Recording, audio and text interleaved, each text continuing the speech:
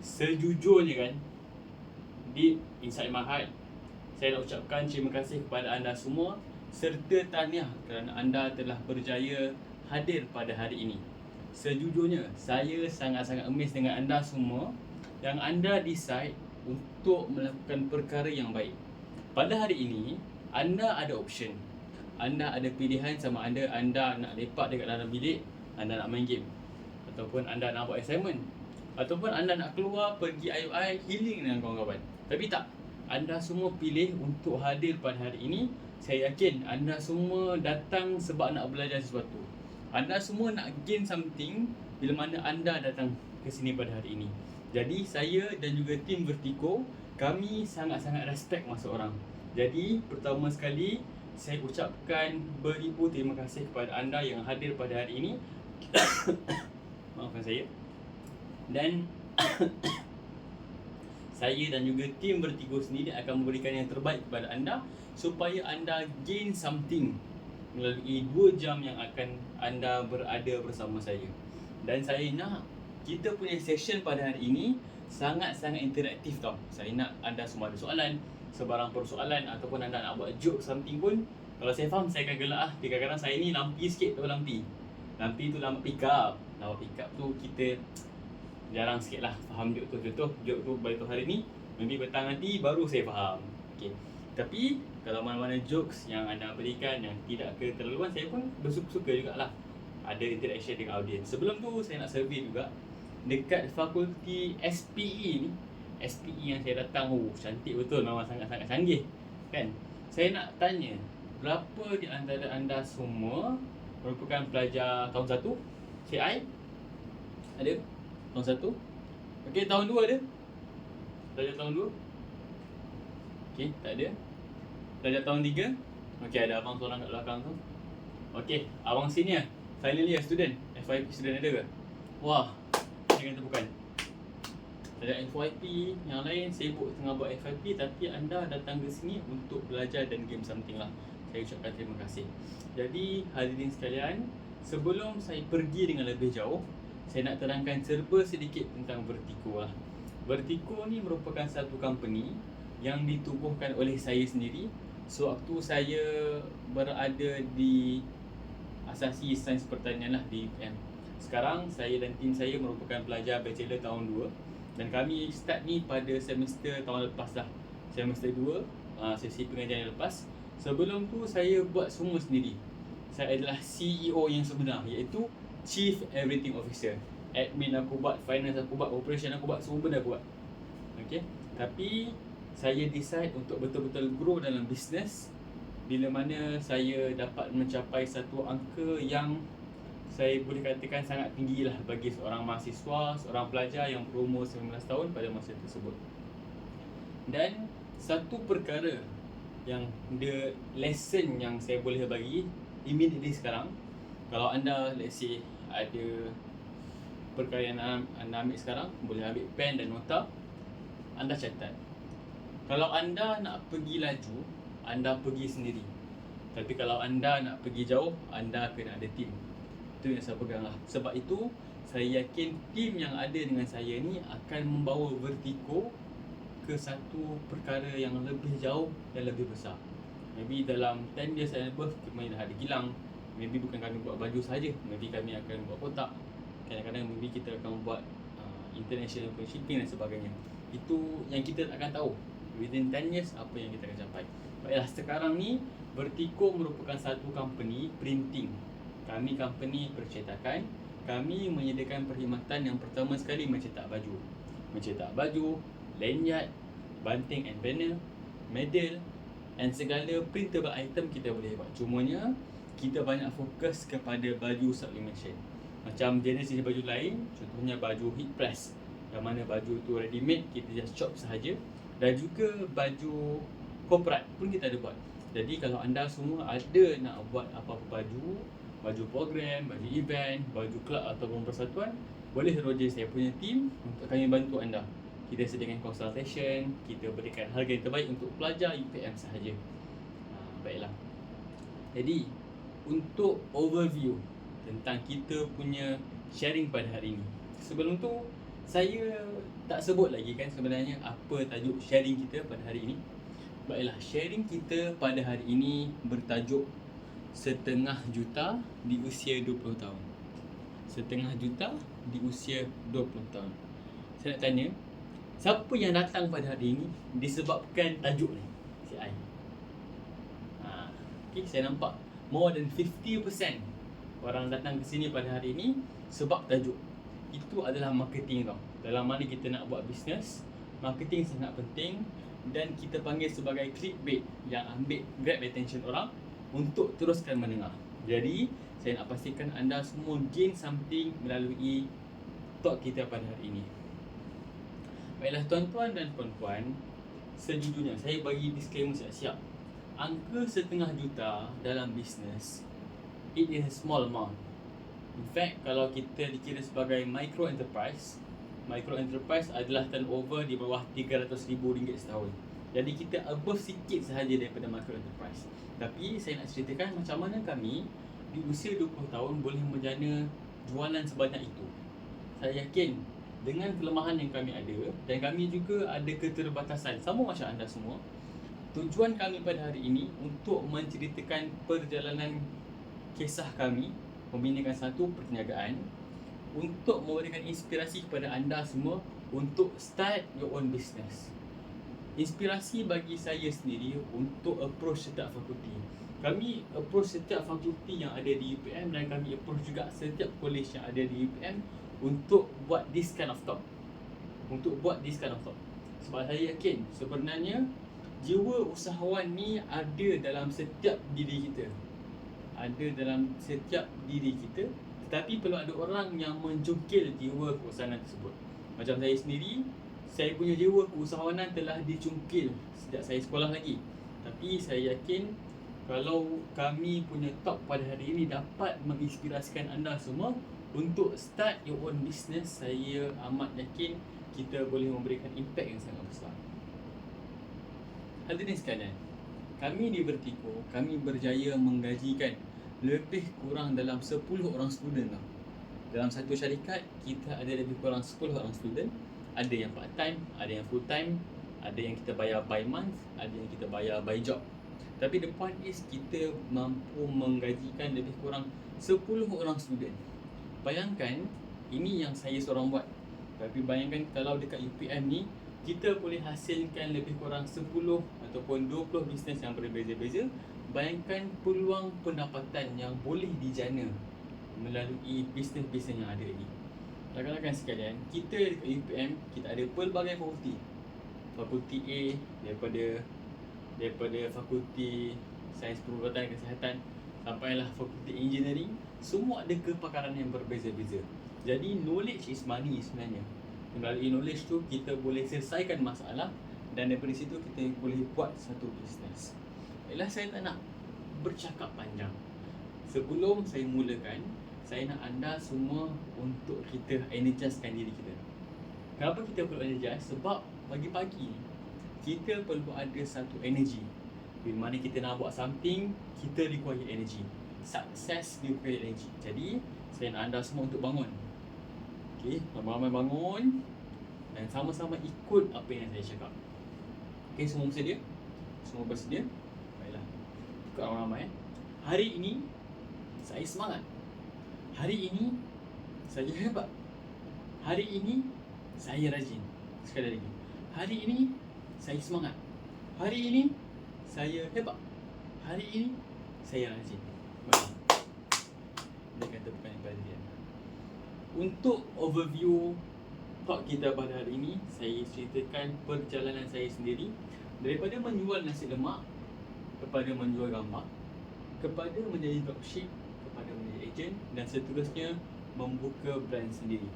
Dan dalam perjalanan saya punya kisah hidup dalam bidang keusahawanan ni, ada 4 key point. Ada berapa key point? Ada 4 key point yang terpenting yang anda boleh bawa balik ke rumah dan amalkan dalam diri anda. Dan di akhir sesi ini juga, kita akan open peluang kepada pelajar-pelajar yang berminat untuk menjadi ejen. Bukan ejen Vertigo sahaja, tapi ada satu lagi ejen produk F&B. Macam tak semua orang berminat dengan bisnes baju. Dan tak semua orang berminat dengan bisnes-bisnes yang lain. Tapi bisnes yang mungkin ramai orang boleh minat dan dia punya entry level lebih mudah adalah bisnes F&B. Bisnes F&B ni bukanlah saya punya, tetapi saya punya rakan yang bernama Zulfaqar. Beliau merupakan seorang jutawan siswa. Beliau merupakan jutawan siswa yang menjual produk Cokoja. Jadi kalau nak join ejen lepas ni, kita akan buka dan kita akan buka penyertaan lah.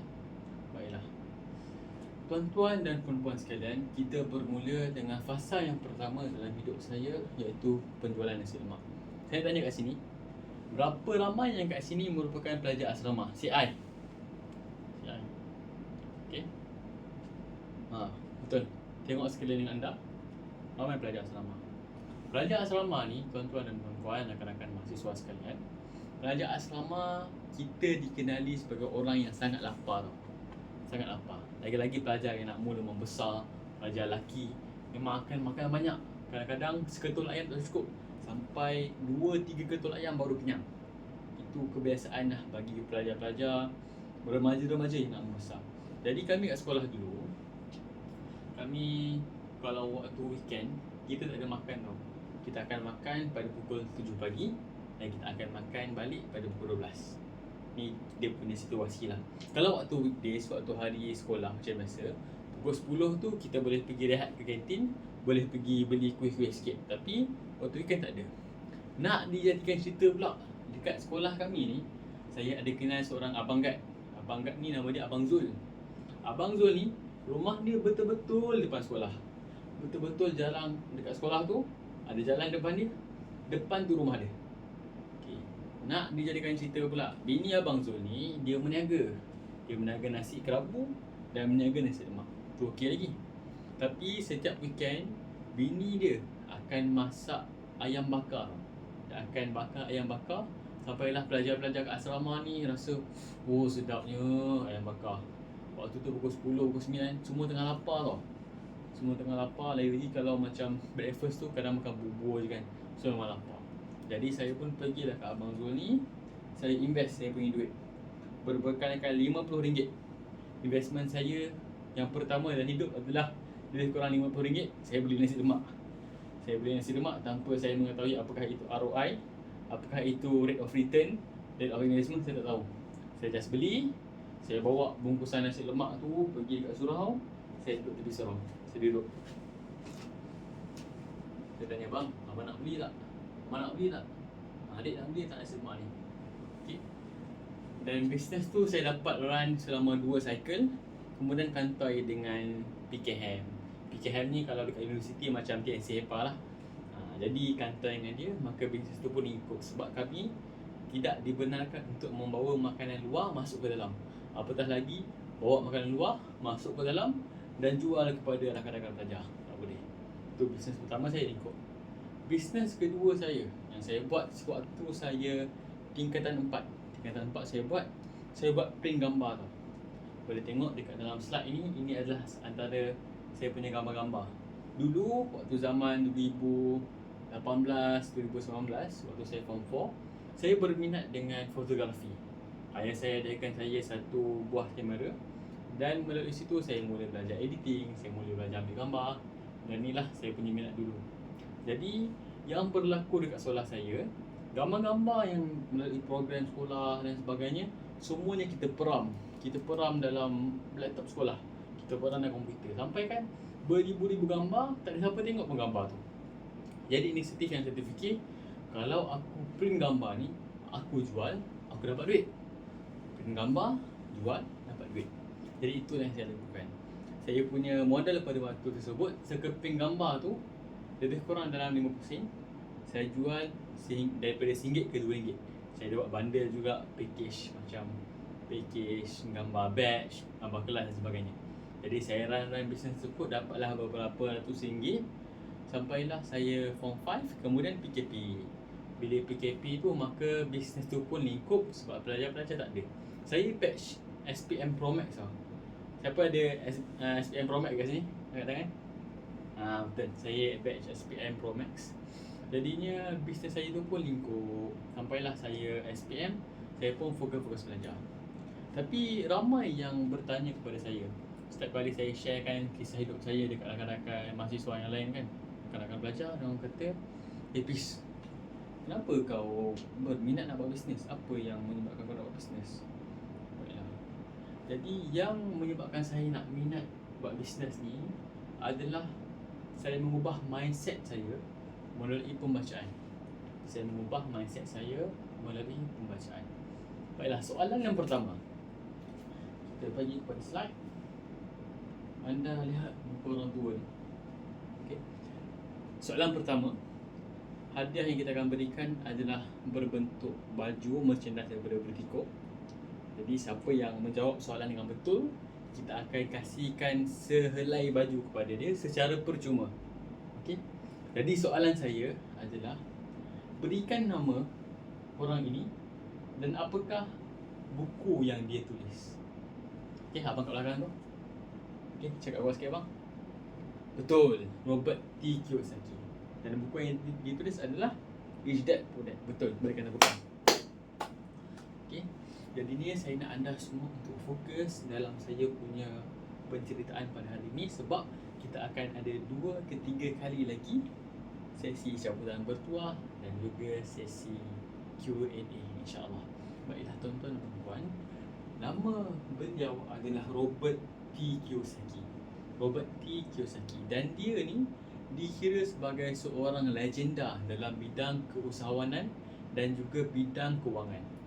Penulisan beliau iaitu buku Rich Dad Poor Dad dikatakan sebagai sebuah penulisan yang telah yang dah ubah mindset berjuta-juta orang, termasuklah saya sendiri.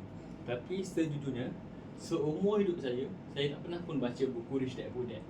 Tapi buku beliau yang mengubah saya punya mindset adalah buku ni, YA Student Works for C Student.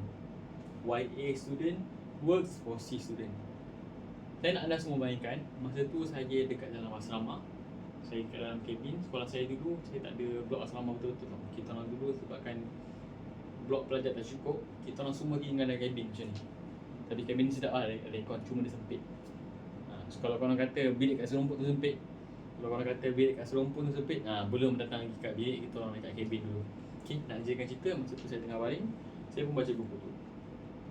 Buku tu memang sangat mengubah saya punya mindset. Persoalan yang berlega-lega dalam diri saya adalah, kenapa A student ni akan bekerja dengan C student? Kenapa? Sedangkan A student ni IQ lebih tinggi, dia work lebih baik, keputusan periksa pun lebih baik, sebabkan dia A student kan. Tapi kenapa C student yang banyak jadi bos dan A student bekerja di bawah C student? Okay. Nak diterangkan tentang buku ni sangat-sangat panjang. Dia punya buku lebih tebal macam ni, lebih kurang macam tebal dia, dan lebih kurang 1000 helai pages. Saya baca buku tu maybe dah nak habis kot, sampai saya form 3 tu saya baca. Jadi melalui situ menyebabkan saya ni berminat untuk bidang keusahawanan. The key takeaways daripada buku ni, daripada beribu-ribu pages yang sangat mengubah hidup saya, dan saya yakin boleh juga mengubah mindset anda semua, iaitu ini, kuadran pendapatan, cash flow quadrant. Kita ada ESIB, ESBI. E adalah employee. Kebanyakan daripada kita akan grow up menjadi seorang employee. S adalah small businesses ataupun self-employed, di mana small businesses ni dibayar melalui value apa yang diberikan. Kemudian B, business, owner of big business, yang mana dia punya business tu dah automate. Masuk automate tu, dia boleh tak masuk office selama berbulan-bulan, tapi business dia still generate revenue. Macam owner kepada Alisan, beliau tidak lagi dah duduk dalam operation. Kerja diorang hanya duduk dalam board meeting, tentukan hala tuju syarikat, dan dia akan relax balik. Dan yang terakhir sekali adalah I, investor. Kebanyakan dari kita dan saya sendiri pun akan bekerja sebagai seorang employee. Saya adalah employee bagi syarikat saya sendiri. Waktu saya berumur 19 tahun, saya adalah the only employee dalam syarikat saya sendiri. Kemudian dikira juga sebagai self work. Kemudian kita ada B, business, dan E, I, investor. Jadi untuk kita berpindah daripada kuadran E ke S, S ke B, B ke I, memerlukan ilmu dan networking yang besar. Itu sahaja yang kita boleh ceritakan daripada sini. Jadinya, the first lesson yang saya nak berikan kepada anda semua adalah mindset. Untuk kita berjaya dalam hidup, dalam apa sahaja yang kita nakkan dalam hidup ini, tak kisah sama ada bidang kerjaya, bidang sukan, family dan juga bisnes yang kita perlukan, kita perlu ubah mindset kita. Kita perlu ubah mindset. Mindset kita daripada mindset yang tak bagus kepada bagus, kepada fixed mindset, daripada fixed mindset kepada growth mindset. Dan cara untuk mengubah mindset kita yang pertama adalah ubah apa yang kita consume. Kita ubah apa yang kita consume. Kajian mendapati bahawa seorang adult, average mereka habiskan masa di hadapan skrin adalah 2 jam setiap hari. 2 jam setiap hari bermakna setahun anda menghabiskan lebih masa dalam 2 hari. 2 hari full anda scroll anda punya social media, scroll handphone dan sebagainya. Jadi bila mana kita spendkan banyak masa dalam satu perkara, perkara tersebut akan memberikan efek pada minda kita. Jadi perkara pertama adalah anda perlu memastikan akaun-akaun yang anda follow di media sosial, di TikTok, Instagram dan Facebook, pastikan yang pertama akaun tersebut ada manfaat. Akaun tersebut ada manfaat. Bukan lagi akaun yang lebih kepada gosip, yang tak ada manfaat, yang hiburan semata-mata, yang membuat konten yang tidak mengembang langsung. Pertama. Kedua, akaun tersebut memberikan inspirasi anda untuk bekerja dengan lebih bagus. Macam saya sendiri, saya follow saya punya kompetitor. Saya follow Instagram mereka punya founder, CEO dan sebagainya, saya follow. Setiap kali mereka buat satu status yang menunjukkan mereka ni buat kerja, jadi saya pun terbakar-bakar. Saya rasakan kalau dia buat kerja tapi aku malas, macam mana aku nak menang? Kalau dia tengah buat kerja tapi aku malas, macam mana aku nak berjaya? Macam tu sekali. Dan yang terakhir adalah pastikan perkara yang anda follow itu memberikan ilmu kepada anda. Make sure anda follow knowledge. Sebab sekarang kita ada masalah.